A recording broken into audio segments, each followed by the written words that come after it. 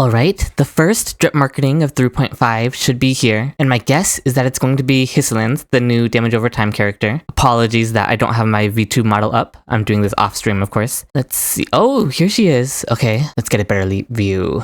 Her face is kind of giving Ruan Mei vibes to me, honestly. The expression, the way the hair is on her face like this. Yeah.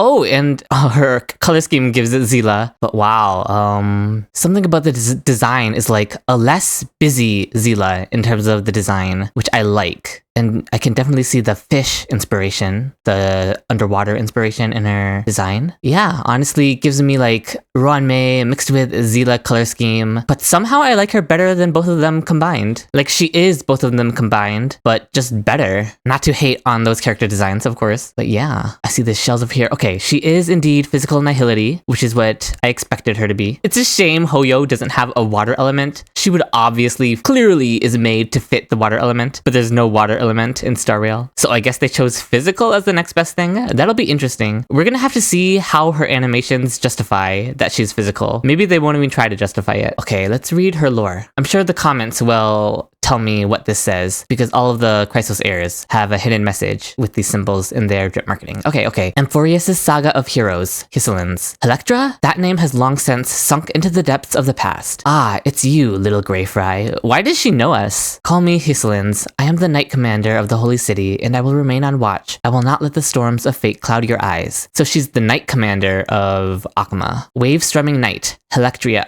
Her name's Helectria. Helectria Stixia, a coastal city of intoxication and dreams, where echoes of old songs still drift among the waves. Why Hysilens? Helectria? Okay. I assume she will explain why her name is what it is. Helectria, daughter of the sea, Chrysos heir who cleanses the ocean's core flame, dispels the murky undercurrents and orchestrates a feast of revelry for the heroes beyond the sky. Yeah, I think we saw a shot of her in one of the previous trailers where she was like holding a violin or something, or some sort of string instrument. So the word orchestrates means a lot for her. She's probably going to use a violin or some sort of string instrument in her gameplay animations, right? The show must go on. See, they're even using like the word show, very musical words. The show must go on. Even if hope is as fragile as bubbles, the waves will keep surging forward. Water character coded, just saying. But of course, there's no water element. Affiliated city-states, Stixia, Akama. Divine Authority, Chalice of Plenty, Fagusa. Is anyone going to translate these? Alright, we have the translation of her symbols. It says, may the next feast be eternal. I honestly expected something more musical performance themed. I didn't think it would be related to a feast, but there is a chalice symbol, so maybe she'll use a chalice in her animations as well. From what we know about her, she's a physical damage over time character. She's the premium damage over time teammate that Kafka has been waiting for. Kafka was literally buffed just for this character, basically. And yeah, that's pretty exciting. She'll be our first 5-star bleed character, bleed dot. And the unique thing about bleed is that it scales off of enemies' max HP, so that has the potential to be really strong if she interacts with that mechanic of bleed. Or we'll see if she just places her own physical dot on the enemy and it counts as bleed or something like that. Hoyo does that a lot. But yeah, I'm really interested to see how her bleed mechanics will work. She does have to single-handedly revive the damage over time mechanic, so she has quite a bit of pressure on her shoulders. She has quite a bit of hype to live up to, but we'll see what Hoyo cooks up with her. Personally, I'm skipping her because I don't have any damage over time characters. I don't have Kafka. I don't have Black Swan, so I can't really make a damage over time team. But we'll see how self-reliant she is as well. Maybe she won't even rely on Kafka that much, although I kind of doubt it because it does feel like they buffed Kafka specifically for her. But we'll just have to see. Her beta is in like 2 weeks. I'll obviously be covering all things related to her, even if I'm not a seasoned damage over time player. I'll still have access to her early, and I'll still play her, test her out, and give you guys the full rundown and all the information you'll need on her. So stay tuned for that, and stay tuned for tomorrow, where Ceridra's drip marketing will come out, and I'll be reacting live to Ceridra's drip marketing on stream at 9 p.m. CST. I'll be streaming live over on Twitch and here on YouTube, so make sure to check that out tomorrow.